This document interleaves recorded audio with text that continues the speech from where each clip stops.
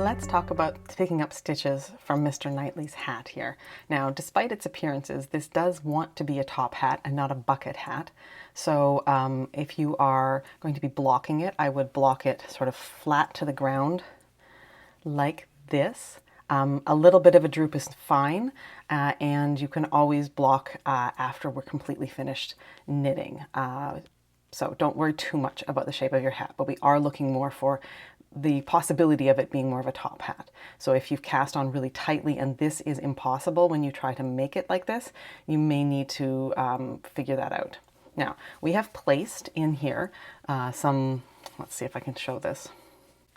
We have placed in here some contrasting yarn. It shows better from the right side than the wrong side, which is one of the tragedies of using this technique. So what I've done is, and this is also very dark yarn, and the difference between garter and reverse stockinette is very hard to see in this small scale. So I have made a larger hat. So this is a DK weight hat, not knit as tightly as I should have. You can see how loose those stitches are. If you're wondering, is my needle tight enough? If you can do this and sort of see air through, the answer is no. The stuffing is going to show that through that unless you're really careful with the stuffing. All right, so I have knit the hat and placed a contrasting yarn here. Now, when we do the contrasting yarn, we're actually marking off the legs of the stitch. So if you think of a stitch as having sort of the V shape we all know and love, and then behind it is the rest of the loop, and that loop goes to the wrong side of the work if we're doing stockinette. And that loop, that little bit, is actually what we see as reverse stockinette.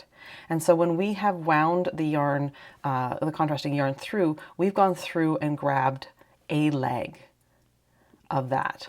And as you know, if you've watched any of my videos, I actually prefer, rather than picking up a leg of a stitch, I prefer picking up sort of that cap. So what I'm going to do here is I'm going to show you and I'm going to show you how I'm going to pick it up, but I'm also just want to reassure you there is no wrong way to pick up stitches.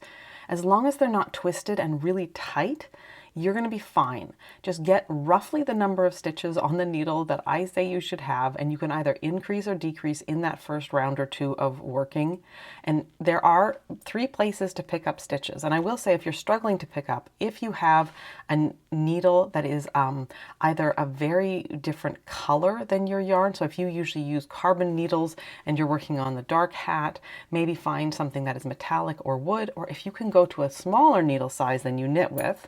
I knit these with these needles, but I'm going to pick up stitches with these. Picking up with a smaller size is so much easier. And then just make sure once you start working, you knit onto the real ones, and you don't make the rest of your project in the very tiny needles. If we were to follow the yarn, the contrast yarn, we would be picking up the legs of the stitch, which is totally fine and a 100% acceptable option. Like I said, there is no wrong way to do this. So this is one option.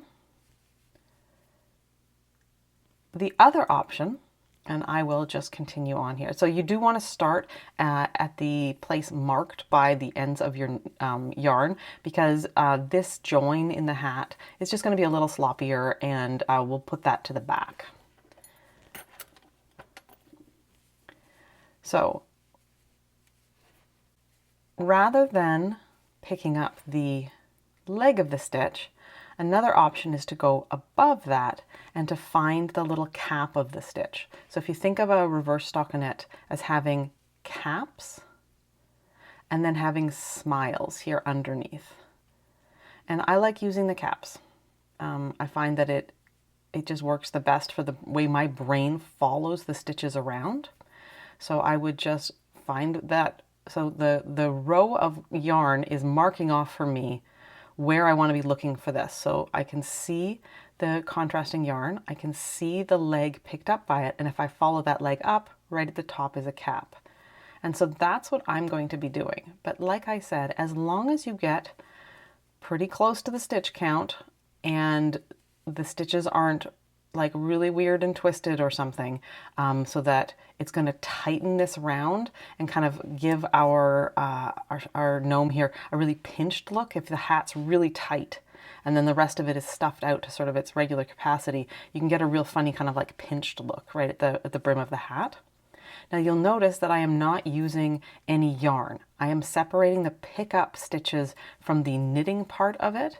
So only once I have all the stitches picked up will I go back and grab my working yarn, because I don't want to complicate things. We're already doing enough, especially in the fingering weight. On black yarn, I just find it so much easier to go through, grab everything, and not also be working with another, with my other hand needing to worry about yarn and figuring things out and like putting the hat down and picking this up. If I can just get into the kind of the zone of looking for where the stitch is, and then just like with my eye going, ah, the next one has to be here. Ah, the next one has to be here. It's just so much easier if we can separate the picking up from the knitting. So that's my big tip. Okay, so do a count to see how close you are. Hopefully you've got it. If not, like I said, you can just pick up and like, if your stitch count isn't quite right, you can increase or decrease as you work the first round or two. Before you pull out the contrasting yarn, make sure that you remember that is where you want to be starting your stitches. So especially with DP ends, it can get a little easy to get turned around. So I just want you to think that this corner marked by the contrasting yarn is going to be the corner where we start knitting. And we are not going to pick up and not going to knit back here with the tip of the triangle pointing towards us. If you do that, you will knit inside out and you will be seeing knitted stitches, and then you will be making purl stitches on the outside. So you don't have the point of the triangle facing towards you.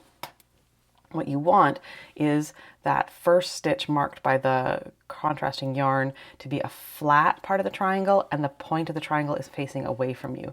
When you do that, you can see that, hey, I'm seeing the stockinette side of the hat, and if I make a knit stitch, I'm going to be making knit stockinette as well.